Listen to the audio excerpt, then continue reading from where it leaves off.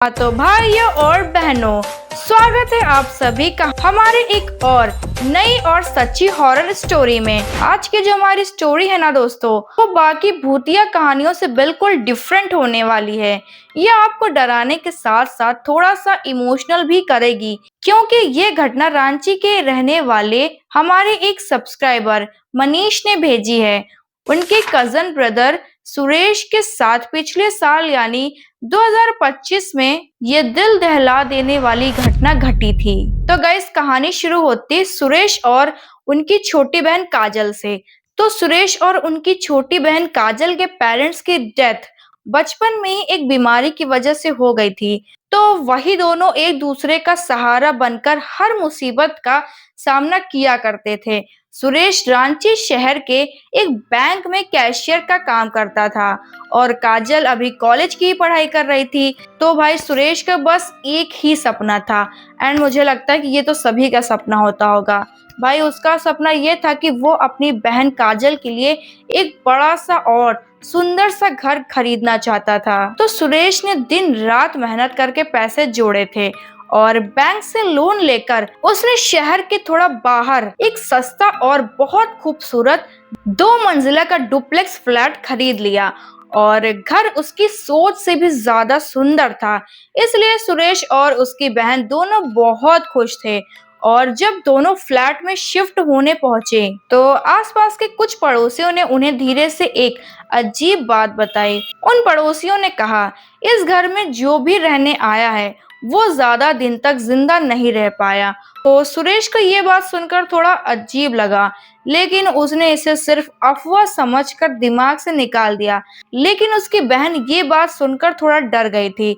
लेकिन सुरेश ने उसे समझाया कि पुराने घरों के बारे में ऐसी कहानियां अक्सर बन जाती हैं। जब मकान खाली होता है तो भाई ऐसी कहानियां बहुत सी बन जाती हैं कि इसमें भूत है या ये है या वो है, इसमें आत्माएं रहती हैं। तो अपनी बहन को उसने समझा दिया।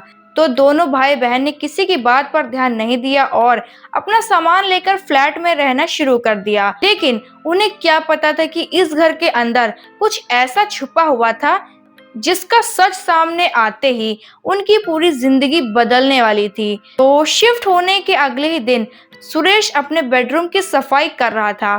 तभी वार्डरोब को थोड़ा पीछे करते वक्त उसकी नजर एक दीवार के पास पड़ी एक पुरानी लाल डायरी और काले धागे पर गई। तो सुरेश ने भी सोचा कि देखते हैं भाई इस डायरी में क्या है। सुरेश ने डायरी उठाई और क्यूरियोसिटी में उसका पहला पन्ना खोला और भाई उसने पढ़ना शुरू किया। और उस डायरी के पहले पन्ने पर लिखा था, वो मुझे हमेशा के लिए इस घर में अकेला छोड़ गया। मैं किसी और को वहां खुश नहीं देख सकती। पहले तो डायरी पढ़कर सुरेश को थोड़ा अजीब लगा। फिर सुरेश को लगा कि ये किसी पुराने किराएदार की डायरी होगी, उसने ऐसे लिख दिया होगा। और उसने बिना ज्यादा सोचे डायरी को कचड़े में फेंक दिया। लेकिन डायरी को घर से बाहर फेंकने के बाद ही इस घर का माहौल अचानक बदलने लगा था। वैसे गाइस, मैं ये वीडियो 2 बजे रात को शूट कर रही हूँ और लिटरली मुझे बहुत डर लग रहा है ये कहानी आपको सुनाते हुए। एक्चुअली ये रियल स्टोरी भी है तो मुझे और डर लग रहा है, बट आपको कहानी तो सुनानी ही पड़ेगी भाई। तो आगे कंटिन्यू करते हैं इस स्टोरी को। जैसे ही सुरेश ने वो पुरानी लाल डायरी कचड़े में फेंकी, उसके बिहेवियर में अजीब बदलाव आने लगा। अगले दिन से वो अपनी बहन काजल के लिए बहुत बदल गया था। पहले दोनों भाई बहन बहुत अच्छे से रहते थे, लेकिन अब सुरेश हर बात पर काजल से गुस्से में बात करता और छोटी छोटी बातों पर चिढ़ने लगा था। और कुछ ही दिनों में सुरेश ने काजल से बात करना भी लगभग बंद कर दिया था। काजल को समझ नहीं आ रहा था कि आखिर सुरेश को क्या हो गया है। लेकिन उसने सोचा कि शायद घर के लोन का स्ट्रेस और पैसों का स्ट्रेस होगा, इसलिए काजल ने सुरेश के बदले हुए बिहेवियर को इग्नोर कर दिया और वो कुछ काम से गांव चली गई कुछ दिनों के लिए। काजल के जाने के बाद अगले दिन रात के करीब 2:30 बजे होंगे, सुरेश की आंख अचानक खुल गई। नीचे वाले फ्लोर से किसी लड़की की रोने की हल्की हल्की आवाज आ रही थी। सुरेश कुछ देर तक अपने कमरे में चुपचाप बैठा रहा। फिर पता नहीं क्यों वो उस आवाज का पीछा करते हुए धीरे धीरे सीढ़ियों से नीचे उतरने लगा। और वो सोचने लगा कि आखिर कौन है जो इतनी रात में रो रहा है और जैसे ही वो हॉल में पहुंचा, उसके कदम वहीं रुक गए भाई। हॉल की पुरानी दीवार के सामने एक लड़की खड़ी थी। उसके बाल बिल्कुल सफेद थे और उन बालों से खून की बूंदें नीचे टपक रही थी। उस लड़की ने एक लाल रंग का सूट पहना हुआ था। सुरेश उस लड़की को देखकर कुछ समझ ही नहीं पाया। तभी उस लड़की ने धीरे से अपना चेहरा सुरेश की तरफ किया और एक अजीब सी मुस्कान के साथ उसकी तरफ देखने लगा।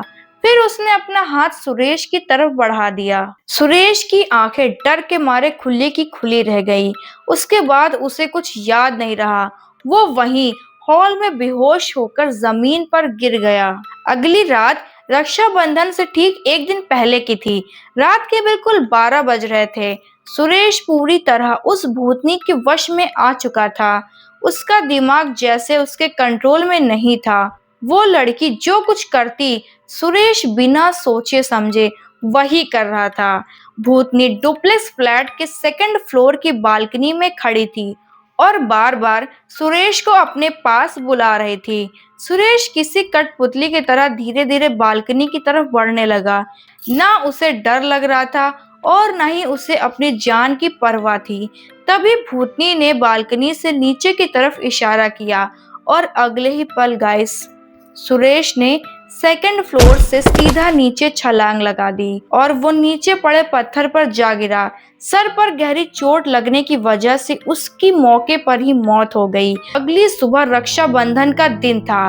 काजल अपने भाई सुरेश को राखी बांधने और सरप्राइज देने के लिए गांव से फ्लैट पहुंची। लेकिन फ्लैट के बाहर पहुंचते ही उसके पैरों तले जमीन खिसक गई। वहां पुलिस की गाड़ियां खड़ी थी। काजल ने भीड़ के बीच से जब अपने भाई की लाश देखी तो उसके मुंह से जोर की चीख निकल गई और वो कहती है कि भाई तुम्हें क्या हो गया है। वो दौड़कर सुरेश के पास पहुंची और उसके बेजान हाथ को पकड़कर फूट फूट कर रोने लगी। काजल के हाथ में राखी थी और वो कांपते हुए अपने भाई के हाथ पर राखी बांधने लगी और आंसुओं के बीच बस इतना ही कह पाई, भाई राखी बंधवाने का वादा किया था ना तुमने, फिर मुझे अकेला छोड़कर क्यों चले गए। उस मंजर को देखकर वहां खड़े पुलिस वाले और पड़ोसी भी अपनी आंखों से आंसू नहीं रोक पाए। और किसी ने नहीं सोचा था कि रक्षाबंधन का ये दिन उन दोनों भाई बहन के लिए उनकी जिंदगी का आखिरी रक्षाबंधन बन जाएगा। और फिर उसी रात काजल उसी फ्लैट के कमरे में अकेली बैठी रो रही थी। तभी अचानक कमरे की लाइट्स चली गई और वही लाल सूट वाली भूतनी काजल के सामने आ जाती है और कहती है कि इन आंसुओं का कारण मैं हूँ, मैंने ही तुम्हारे भाई को मारा है। और फिर वो काजल का गला दबाने लगी और उसे भी बालकनी से कूदने के लिए मजबूर करने लगी। काजल का पैर जैसे ही बालकनी के पार गया, तभी अचानक फ्लैट के मंदिर से एक तेज रोशनी निकली और एक अदृश्य ताकत ने उसे पीछे से खींच लिया। और दोस्तों, वो अदृश्य ताकत कोई और नहीं बल्कि सुरेश की आत्मा थी। सुरेश मरने के बाद भी अपनी बहन को प्रोटेक्ट करने वहां रुक गया था, क्योंकि वो नहीं चाहता था जैसा उसके साथ हुआ वैसा ही उसके बहन के भी साथ हो। सुरेश की मौत के बाद उसकी आत्मा ने अपनी बहन काजल को अकेले नहीं छोड़ा। उसने उस भूतनी का सामना किया और उसे पकड़कर हमेशा के लिए उस घर से बाहर निकाल दिया।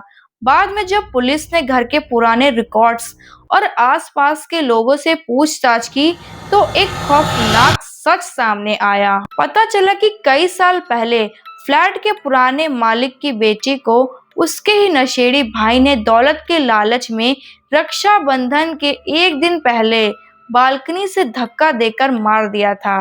उसकी मौत के बाद से ही उस लड़की की आत्मा इसी घर में भटक रही थी और वो किसी और को इस घर में खुश नहीं देखना चाहती थी। लेकिन सुरेश के साथ उसका खेल उल्टा पड़ गया। मरने के बाद भी सुरेश ने अपनी बहन काजल को उस भूतनी से बचा लिया। काजल ने अगले ही दिन वो फ्लैट हमेशा के लिए छोड़ दिया। घर छोड़ते वक्त उसकी आंखों में आंसू थे, लेकिन दिल में उसके बहुत सुकून था, क्योंकि अब उसे पता था कि उसका भाई सुरेश दुनिया में नहीं था, लेकिन उसकी आत्मा हमेशा अपनी बहन की रक्षा करती रहेगी। और शायद इसी को कहते हैं भाई बहन का प्रेम अटूट होता है। भाई बहन का वो रिश्ता जो मौत के बाद भी खत्म नहीं हुआ। तो दोस्तों, ये थी सुरेश और काजल की एक ऐसी खौफनाक कहानी, जहां एक भाई की मौत के बाद भी अपनी बहन के लिए उसका प्यार और उसकी रक्षा का फर्ज खत्म नहीं हुआ। उसने अपने भाई होने का फर्ज बखूबी निभाया। सुरेश ने मरते दम तक और मरने के बाद भी अपनी बहन की रक्षा का वो वादा निभाया जो उन्होंने बचपन में एक दूसरे से किया था। अगर आपको ये हॉरर स्टोरी पसंद आई हो तो वीडियो को लाइक जरूर करें, और ऐसी सस्पेंस और हॉरर स्टोरीज के लिए चैनल को सब्सक्राइब करना मत भूलना, और कमेंट करके जरूर बताना अगर आप काजल की जगह होते तो क्या आप उस हॉन्टेड फ्लैट में दोबारा जाते। तो भाई मिलते हैं अगली कहानी में, तब तक के लिए सेफ रहिए और याद रखिए हर सुनसान घर के पीछे एक कहानी जरूर होती है। So happy Raksha Bandhan to all my lovely YouTube family.